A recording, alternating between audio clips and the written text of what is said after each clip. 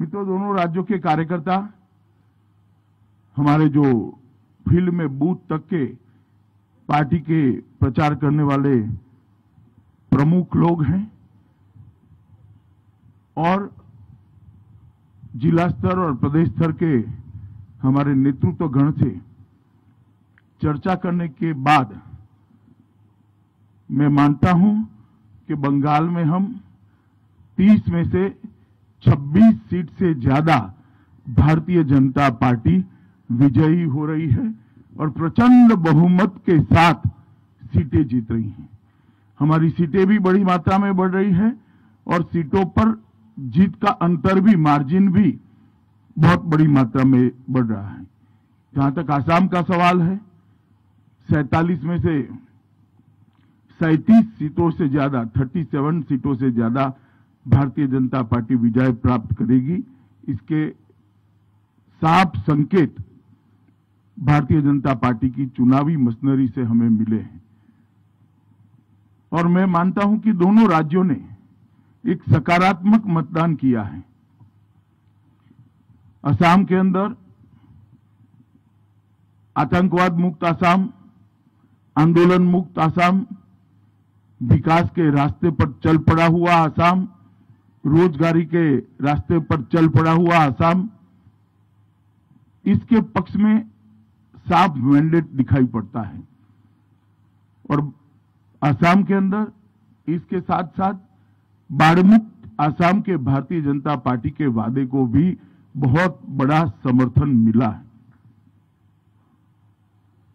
प्रधानमंत्री मोदी जी के नेतृत्व में असम के अंदर जो विकास हुआ है, वहां की हमारी सरकार, हमारे मुख्यमंत्री श्री सर्बानंद सोनोवाल और हेमंत विश्व शर्मा की जोड़ी ने जिस प्रकार से अभूतपूर्व विकास असम के अंदर किया है, इसको बड़ा जन समर्थन मिलता हुआ दिखाई पड़ता है।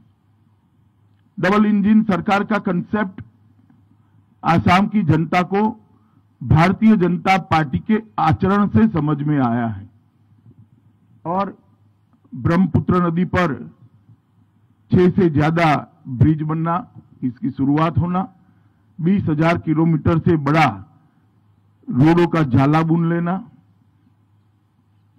काजीरंगा के जंगलों की जमीन घुसपैठियों से मुक्त कराना, श्रीमंत शंकरदेव और माधवदेव के सत्र की जमीन को घुसपैठियों से मुक्त कराना, ढेर सारे विकास के काम जिसका एक सकारात्मक झुकाव भारतीय जनता पार्टी के प्रति स्पष्ट नजर आता है और हमारे गठबंधन की 37 सीटें से कम नहीं होगी, इसका मुझे पूरा विश्वास है।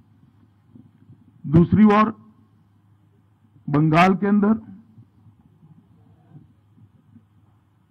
अंदर जिस प्रकार का तुष्टीकरण का माहौल था, जिस प्रकार से बेरोक टोक घुसपैठियों का घुसना चालू रहा, जिस प्रकार से पूरा बंगाल जन कल्याण के पैसे सरकारी मशीनरी और सत्ताधारी पार्टी मिलकर हड़प करते रहे, भ्रष्टाचार की भेंट चढ़ गए, जिस प्रकार से अम्फान का रिलीफ रिहेबिलिटेशन हो या कोरोना के खिलाफ लड़ाई हो, जिस प्रकार से अव्यवस्था और अफरा तफरी देखी गई और औद्योगिक विकास, महिला सुरक्षा, ये सब में घोर निराशा और हताशा बंगाल की जनता को प्राप्त हुई है। 27 साल के कम्युनिस्टों के शासन के बाद उनको एक आशा थी कि दीदी एक नई शुरुआत लेकर आएगी, मगर दल का चिन्ह बदल गया, दल का नाम बदल गया, बंगाल वही का वही रहा और गिरावट आई। और उस वक्त मोदी जी के नेतृत्व में हमने जो सोनार बांग्ला का एक विजन दिया है, हमने बंगाल की जनता के मन में एक आशा की जोत जगाने में हम सफल रहे हैं कि अन्य राज्यों की तरह बंगाल भी सुजलाम सुफलाम हो सकता है, बंगाल भी विकसित हो सकता है, बंगाल के अंदर भी शांति हो सकती है। बंगाल के अंदर भी तुष्टीकरण से बगैर संविधान की योजना के तहत कोई सरकार चल सकती है। बंगाल के अंदर भी धार्मिक स्वतंत्रता सभी धर्मों के लोगों को मिल सकती है। ये सारे मुद्दों को बंगाल की जनता ने मोदी जी के प्रति अथाह प्रेम और अमिट आशा के साथ स्वीकारा है।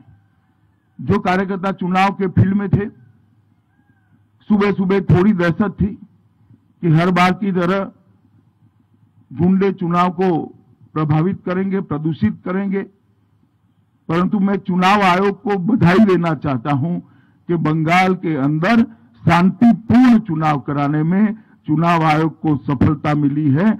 आप सभी लोग भी जानते हैं, विगत कई सालों से बंगाल के अंदर चुनाव में हिंसा आम हो गई थी। आप लोगों ने उसको कवर करना भी छोड़ दिया था, क्योंकि आप समझते थे वो तो होना ही है।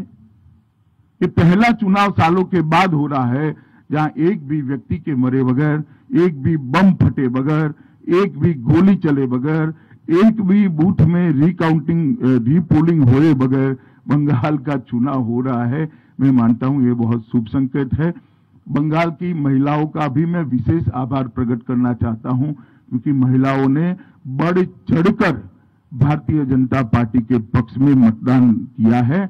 और मैं मानता हूं कि प्रथम चरण में 26 सीटों से जो शुरुआत हुई है, हमारे लक्ष्य 2 बार को सिद्ध करने सीटों के साथ बंगाल में सरकार बनाएगी, इसका मुझे विश्वास है।